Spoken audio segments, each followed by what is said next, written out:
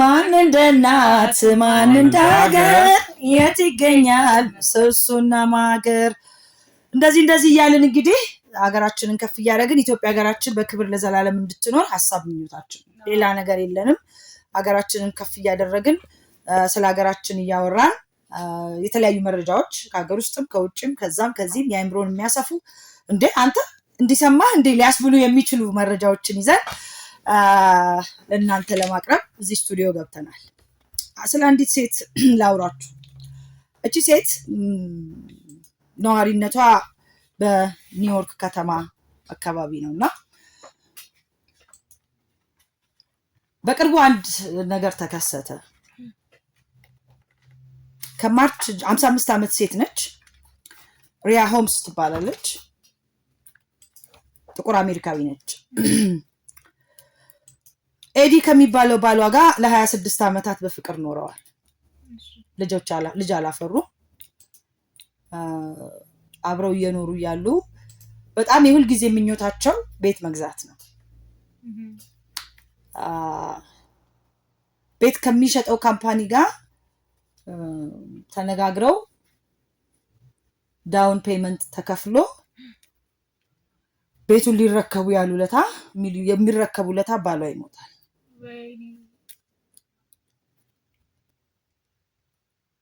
እንግዲህ 26 ዓመት አብሮ የኖረ ባሏ ነው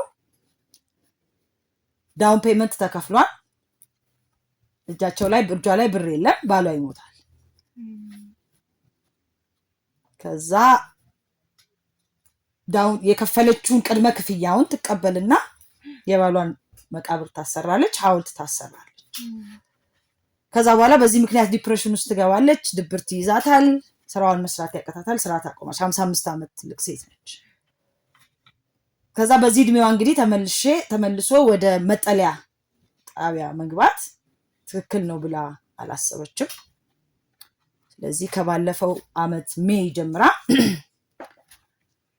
ይሄ ነገር እስከተከናወነበት ባለፈው ወር መጨረሻ ድረስ በባሏ መቃብር ላይ ውላ ታድራለች እዛው መኖሪያዋን እዛ አረገች ጋዜጠኛው ሲጠይቃት የገዛሁት አንድ ያለኝ ቦታ ይሄ ነው ትለዋለች የባሏ መቃብር ቦታ ማለት ነውና ባለፈው ወር ግን አንድ ነገር ተከሰተ በዛ ጋር የዛ አካባቢ የኒውዮርክ ሳይርከስ የምትባል ከተማ ፖሊስ ኦፊሰር የሆነ ወጣት ነጭ ወጣት በዛ ሲያልፍ የሆነ ያያል ምንድነው ያው ፖሊስ ስለሆነ ምንድነው ብሎ ለማጣራት ሲሄድ ፎጣ ለብሳ በባሏ መቃብር ላይ የተኛች ሴት ያያል ያናግራታል በጣም ያዝናል ወጣት ነው ልጁ ያው እንዳልኩት ልጅ የላትም ከዛ በ20 ቀን ውስጥ አንድ አትራፊ ያልሆነ ታይኒ ሆም ፎር ጉድ ከሚል ካምፓኒ ጋር ያገናኛትና ጎፈንድሚ ተከፍቶላት አሁን መኖሪያ ቤት አግኝታ መኖሪያ ቤት አስገብቷታል ደስ ይላል መልካም ማለት ገደብ የሌለው ፍቅር ነው ለባሏ ያላት በጣም ታሳዝናለች ቪዲዮ ከ22 ሚሊዮን በላይ ህዝብ የተመለከተው ቪዲዮ ነው ሲቢኤስ ኒውስ የሚባል የአሜሪካ ቻናል አለ የቴሌቪዥን ጣቢያ ጋዜጠኛው ኦን ዘ ሮድ የሚባል ፕሮግራም አላቸው እዛ ላይ ነው ያየሁት እና በጣም ልብ ይነካል ልገዛ የምችለው የገዛሁት ቦታ ቢኖር በዚህ ሰዓት ይሄ ነው ተመልሼ ወደ መጠለያ አልገባም እንግዲህ ቅድመ ክፍያውን ከፍላ ነብጣ በቃ የመጨረሻ ህልማቸው ቤት መግዛት ነበር ለዛ ሲቆጥቡ ቆይተው ከቤት ሻጮቹ ጋር ተነጋግረው የቅድመ ክፍያ ከፍለው ተፈራርመው ሊገቡ እንደነገ ዛሬ ባሏ ይሞታል በጣም ከባድ ነው ባሰብንበት አንኖልም እና ያንን ክፍያውን አሁን አይ ቤቱ ይበልጥብኛል ከባሌ መቃብር ከማሰራት ብትል እኮ ዳውን ፔመንት ቅድመ ክፍያ ስለከፈለች መኖር ትችላለች አይሆንም የሱን ቤት ነው ቀድሜ ማሰራት ያለብኝ ብላ ያንን ቅድመ ክፍያ ተቀብላ የባሏን መቃብር በምትፈልገው መልኩ አሰርታ ከዛ ምን ትሆን ገንዘብ አለቀ። በተለያየ ጭንቀት ምክንያት ስራ ቆመች። ስለዚህ ተመልሳ ብቸኛ ናት፣ ልጅ የላቸው፣ ያላት ባሏ ነው። ከዛ እዛ መቃብር ላይ መኖር ጀመረች። ይሄ ፈረጅ ነጭ ወጣት ግን በጣም አዝኖ በቃ በጣም ደነገጥኩት ይላል ሲያናግረው። በዚህ ካምፓኒ ምክንያት አሁን ቤት አግኝታ ዋው ያሳዝናል፣ በጣም ታሳዝናለች።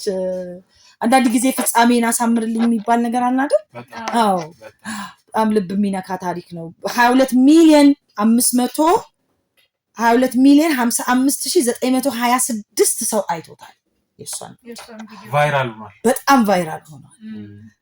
በጣም አጭር ቪዲዮ ናት።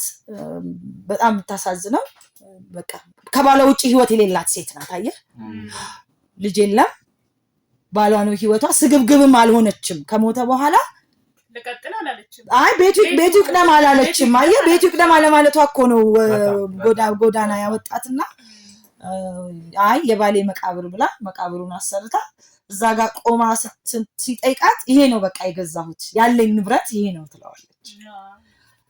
በጣም ልቤን ስለነካው አይደል ያቆም። አዎ ልክ ነሽ። እንደዚህ አይነት ስቶሪዎች በዓለም ላይ በርካታ እኮ ይኖራሉ። ይሄኛው ቫይራል የወጣው ለምንድን ነው? አንደኛ ሰዎች እንደዚህ አይነት ስሜቶችን ይጋራሉ።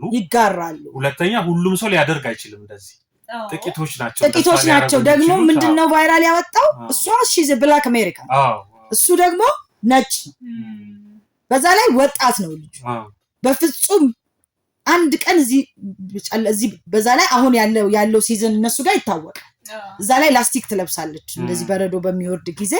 በፍጹም አንድ ቀን እዚህ ማደር የለባትም ብሎ ከዚህ ድርጅት ጋር አገናኝቶ ጎፈንድሚ አድርጎ በቃ ሲተቃቀፉ ምናምን ልጁ መጥቶ ቤቱን ሲያይ ምናምን የሆነ ልብ የሚነካ ነገር አለውና አንዳንድ ጊዜ ፍቅር ለመስጠትና ለመቀበል ቀለም፣ ዘር፣ ሃይማኖት ምንም ነገር አይገድበው።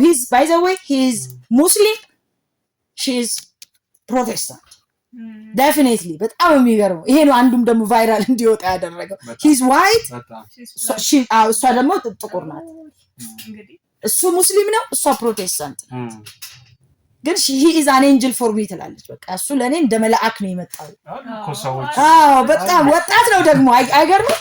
አሁን እነሱ ጋር ነጭና ጥቁር የሚባለው አሁን አሜሪካ ደግሞ አሁን ያለችበት ሁኔታ እናውቃለን። ስም ከመቃብር በላይ ነው ይሉሻል። ይሄ ነው በጣም በቃ ልጁ በጣም ነው የገረመኝ እኔና አንዳንድ ጊዜ ፍቅር ለመስጠት ሰው መሆን በቂ ነው። በቃ ሰው መሆንና በጣም ስለገረመኝ እቺን በባሏ መቃብር ላይ ስትኖር ማለት ለረጅም ጊዜ መትክ ምናምን አካባቢ ነው እዛ ይኖረችው።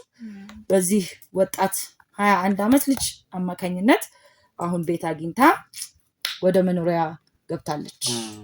ነገር ግን ኤዲን የሚተካ ግን የለም ትላለች። መጨረሻ ላይ no one ትላለች። በቃ የሱን ቦታ የሚተካ አይኖርም ለሷ። በጣም ከባድ 26 ዓመት ልጅ የላቸው። በጣም ከባድ ነው እና ልቤን ስለነካው በጣም ጥሩ የፍቅር ነው ታሪክ ነው። የፍቅር ነው ወይስ አይደለም? የሰብአዊነት ታሪክ ነው።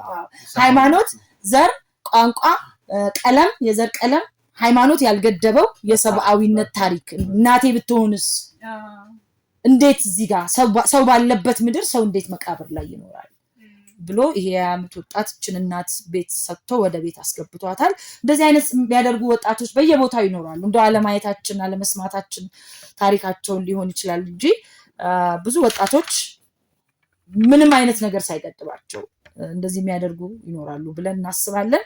የዚህ ታሪክ ወጣት ግን ልቤን ስለነካው ይዤው መጣሁ።